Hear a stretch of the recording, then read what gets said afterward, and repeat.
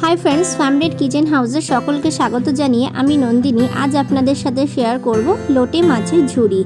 खूबই कम मशला दिए এই রান্নাটি আজ আমি আপনাদের তৈরি করে দেখাবো। আজকের এই রেসিপিটি শেষ পর্যন্ত দেখার অনুরোধ রইল। এটি আমার শাশুড়ি মায়ের কাছ থেকে শেখার রেসিপি। আজকের রেসিপিটি যদি ভালো লেগে থাকে আমার চ্যানেলকে সাবস্ক্রাইব করে আমার পাশে থাকার অনুরোধ রইল আপনাদের সকলের কাছে। আর পাশে থাকা বেল আইকনটি অনে সেট করে দেবেন যাতে নতুন কোনো রেসিপি আপডেট করলে তার নোটিফিকেশন সবার আগে আপনাদের কাছে পৌঁছে যায়। তাহলে চলুন দেখে নেওয়া যাক আজকের এই রেসিপিটি। আমি এখানে 750 গ্রাম লোটে মাছ নিয়েছি। বাজার থেকে যখন নিয়ে আসা হয়েছে তখন কেটেই দিয়েছে। আপনারা লোটে মাছগুলোকে গোটা আনারই চেষ্টা করবেন। ভালোভাবে ধুয়ে নিয়েছি লোটে মাছগুলোকে। এবার আমি কড়াইতে দিয়ে দিলাম পরিমাণ মতো জল। জলটাকে বেশ ভালো মতো ফুটতে দেব। আমি লোটে মাছগুলোকে একটু জলে ভাপিয়ে নেব, সেই কারণে প্রথমে জলটাকে ফুটিয়ে নিয়েছি। জল ভালোভাবে ফুটে উঠলে এবার লোটে মাছগুলোকে দিয়ে দিচ্ছি। এই সময় কিন্তু বেশি নাড়াচাড়া করা যাবে না। গ্যাসের ফ্লেমটাকে হাইতে রেখে ঢাকা দিয়ে একটুখানি ফুটে ওঠা পর্যন্ত অপেক্ষা করব। বেশ ভালোভাবে চারিদিক দিয়ে ফুটে উঠলেই আমি জল ঝরিয়ে নেব। জল ঝরিয়ে লোটে মাছগুলোকে তুলে নেব। দেখুন ফুটে উঠেছে, এবার আমি জল ঝরিয়ে নেব। যতক্ষণ লোটে মাছগুলো ঠান্ডা হয় ততক্ষণ আমি মশলা তৈরি করে নেব। এখানে আমি দুটো ছোট সাইজের রসুন গোটা নিয়েছি একটা মাঝারি সাইজের টমেটো, একটা মাঝারি সাইজের পেঁয়াজ, 1 ইঞ্চি মতো আদা আর 4-5টা কাঁচা লঙ্কা। এগুলোকে মিক্সচারের বাটির মধ্যে আমি নিয়েছি। এবার আমি দিয়ে দিচ্ছি 1.5 চামচ মতো জিরের গুঁড়ো।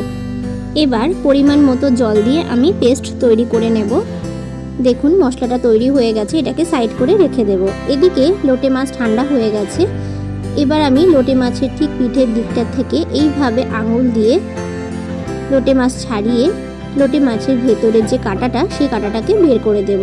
মাছগুলো যদি গোটা হয় তাহলে কাঁটা ছাড়াতে খুবই সুবিধা হয়। ঠিক একইভাবে আমি এটাও ছাড়িয়ে নিচ্ছি। দেখুন প্রত্যেকটা মাছ এইভাবে পিঠের দিক থেকে আঙুল দিয়ে ছাড়িয়ে নিয়ে আমি ভেতরের যে মাঝখানের কাঁটাটা সেই কাঁটাটাকে বের করে নেব। এইভাবে প্রত্যেকটা মাছের টুকরো থেকে কাঁটাটা বের করে নিয়ে ফিরে আসছি। তো দেখুন আমার কিন্তু প্রত্যেকটা মাছের কাঁটা ছাড়িয়ে নেওয়া হয়ে গেছে। কাঁটাগুলোকে আমি ফেলে দেব। কড়াইতে দিয়ে দিচ্ছি পরিমাণ মতো সর্ষের তেল। এই রান্নাটা করার জন্য কিন্তু সর্ষের তেলটাই ব্যবহার করতে হবে। তেলটাকে বেশ ভালোভাবে গরম হতে দেব। তেল ভালোভাবে গরম হয়ে গেলে এর মধ্যে আমি দিয়ে দিচ্ছি সামান্য পরিমাণে সাদা জিরে। জিরেটাকে বেশ ভালো মতো হতে দেব। ভালোভাবে ফোড়নটা হয়ে গেলে এর মধ্যে আমি বেটে রাখা মশলাটা দিয়ে দিচ্ছি। মশলা বাটি ধোয়া জলটা কিন্তু এখনই ব্যবহার করব না। এর মধ্যে দিয়ে দিচ্ছি পরিমাণ মতো হলুদ, দিয়ে দিচ্ছি কাশ্মীরি লাল লঙ্কার গুঁড়ো। এটা একটু কালারের জন্যই দিলাম। একটু ভালো করে নাড়াচাড়া করে নিচ্ছি। এবার দিয়ে দিলাম পরিমাণ মতো লবণ। এবার মশলাটাকে বেশ ভালো করে ততক্ষণ পর্যন্ত কষিয়ে নেব যতক্ষণ না মশলার কাঁচা গন্ধটা সম্পূর্ণভাবে চলে যায়। দেখুন মশলাটা খুব সুন্দর কষিয়ে নেওয়া হয়ে গেছে। এখন আমি এর মধ্যে দিয়ে দিচ্ছি একটা মাঝারি সাইজের আলু। আলুগুলোকে খুবই পাতলা পাতলা করে লম্বা লম্বা করে কেটে নিয়েছি। আলুগুলোকে মশলার সাথে 2-3 মিনিট একটু নাড়াচাড়া করে নেব। ভালো করে নাড়াচাড়া করে মিশিয়ে নেওয়ার পর সেদ্ধ করে কাটা ছাড়িয়ে রাখা মাছগুলোকে আমি এইভাবে পাতিয়ে দিয়ে দিয়েছি। এবার আমি এর ওপরেই দিয়ে দেব কেটে রাখা বেগুনগুলোকে ছোট ছোট করে টুকরো করে নিয়েছি। আপনারা আপনাদের পছন্দ মতো আকারে কেটে নিতে পারেন, লম্বা লম্বা করেও কাটতে পারেন, তবে বেশি বড় করা যাবে না। এবার আমি মশলার বাটি ধুয়ে জলটা দিয়ে দিচ্ছি। এবার গ্যাসের ফ্লেমটাকে একদম মিডিয়াম ফ্লেমে রেখে ঢাকা দিয়ে আমি রান্না হতে দেব যতক্ষণ না বেগুনের টুকরোগুলো সম্পূর্ণভাবে গলে যায়। দেখুন বেগুনের টুকরোগুলো একদমই গলে গেছে।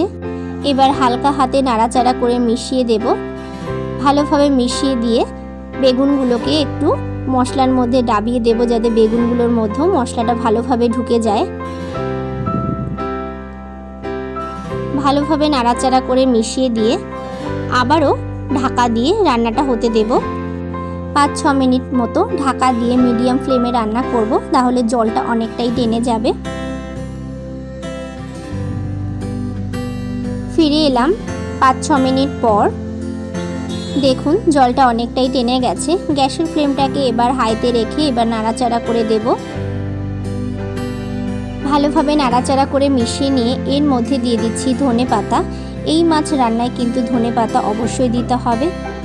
ধনেপাতা দিয়ে বেশ ভালোভাবে নাড়াচাড়া করে মিশিয়ে দেব। গ্যাসের ফ্লেমটাকে হাইতে রেখেই কিন্তু নাড়াচাড়া করে নিচ্ছি এবং যে জল জল ভাবটা আছে সেটাকে সম্পূর্ণভাবে টানিয়ে নেওয়া পর্যন্ত আমি নাড়াচাড়া করতেই থাকবো। এখানে আর কোনো মশলাই আমি ব্যবহার করব না। আপনারাও এই রেসিপিটি বাড়িতে ঠিক এইভাবে ট্রাই করে দেখতে পারেন। আশা করছি আপনাদেরও ভীষণ ভালো লাগবে। 2-3 মিনিট পর দেখুন লোটে মাছের ঝুড়ি একদমই তৈরি হয়ে গেছে সার্ভের জন্য। এবার আমি সার্ভ করে দেব। আজকের এই রেসিপিটি বাড়িতে অবশ্যই ট্রাই করে আমাকে কমেন্ট করে জানাতে ভুলবেন না যে আপনাদের কেমন লাগলো। রেসিপিটি যদি ভালো লেগে থাকে লাইক করবেন, শেয়ার করবেন।